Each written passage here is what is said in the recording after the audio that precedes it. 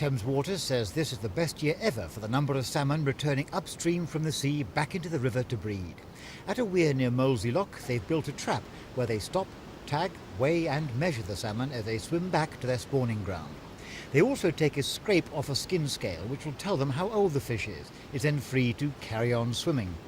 Thames Water are proud of what they see as a clean river which lets fish like the salmon breathe and breed in it.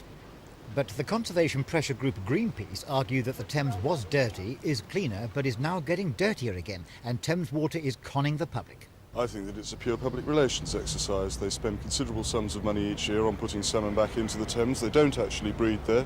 If the river was in peak condition, they would breed there, of course. Evidence from the flatfish communities in the tideway indicates that there is pollution-related stress leading to disease occurring there. And yes, a complete waste of money, really, if one wishes to prove that the river is clean. It doesn't prove anything of the sort. Thames Water says this is all nonsense. Well, I don't think it's really a good representation of the true situation.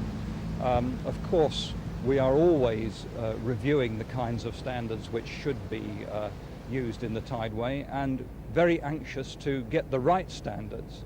What is important is that we have a commitment to keep salmon coming back to the Thames, and we have to make sure that we have the right water quality standards for that, whatever they may be.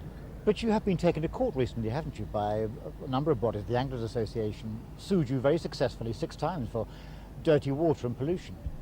That's perfectly true. That was one particular sewage works which was rebuilt. It took rather longer to rebuild than we expected because of operational problems, and indeed the quality was not satisfactory.